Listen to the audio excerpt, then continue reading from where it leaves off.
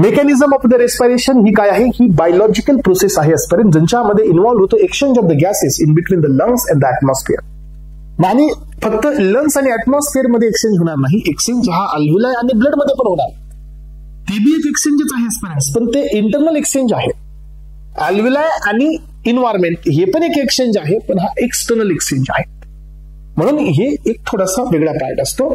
मग आता आपण हे सगळं कशासाठी करतोय, एटीपी प्रोडक्शन साठी करतोय. तुम्हाला याच्या आधी पण सांगितलं. हे पहा, ब्रिदिंग आहे, इनहेलेशन, एक्सहेलेशन. एक्सटर्नल रेस्पिरेशन म्हणजे हेच लंग्स आणि इन्व्हायरमेंट मध्ये. त्यानंतर असतं इंटरनल रेस्पिरेशन म्हणजे काय, की जे ब्लड मध्ये असतं. आणि चौथं असतं सेल्युलर रेस्पिरेशन, जे की सेल साईडला असतं. अशा प्रकारचे रेस्पिरेशनच्या या ठिकाणी मेकॅनिझम आहेत. आणि या मेकॅनिझम तुम्हाला मी क्लिअरली इंडिकेट पण केल्यात, कसं हे रेग्युलेट होतं हे पण सांगितलं आजपर्यंत. पण हे समजून घेण्यासाठी मी तुम्हाला इथं काही डायग्रामॅटिक प्रेझेंटेशन पण दिलेली आहे.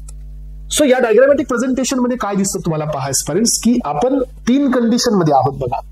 सो ड्युरिंग द रेस्ट, की ज्यावेळेला आपण रेस्ट मध्ये आहोत, लंग्स हे रेस्ट आहेत, डायफ्रॅगम हा डोम शेप्ड आहे.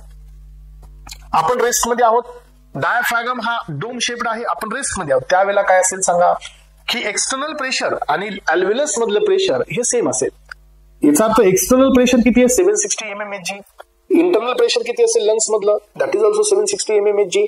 There is a low pressure gradient, आणि कुठल्याही प्रकारचं प्रेशर ग्रेडियंट इथं नसेल तर exchange of the gases will not happen. Exchange of gases इथं आपल्याला पाहायला मिळणारच नाही. अलग लक्षात, during the rest there is a no exchange of the gases, exchange of gases होणारच नाहीये. हे पहा.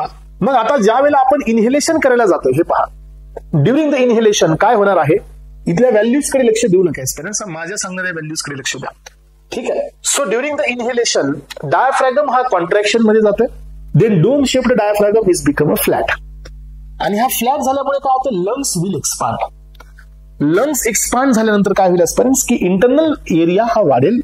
आणि इंटरनल एरिया इन्क्रीज होत असेल with by keeping the pressure constant, तर त्या केसमध्ये कीपिंग द इनहेलेशन कॉन्स्टंट, तर त्या केसमध्ये इंटरनल प्रेशर ड्रॉप होतं.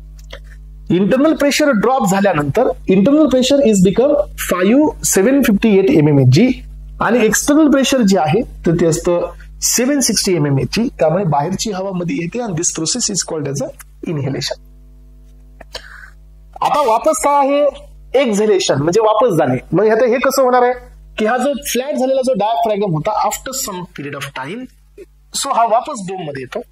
डोम मध्ये आल्यानंतर हे लंग्सचा जो व्हॉल्यूम असतो, एरिया असतो, तो कमी होतो.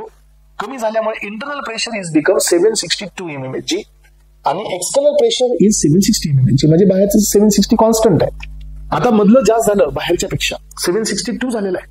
याच्यामुळे काय होणार आहे, की जे मध्ये जे एअर आहे आजपर्यंत ही आता बाहेर एक्सपेल आउट होईल, आणि this process is called as a एक्झहेलेशन.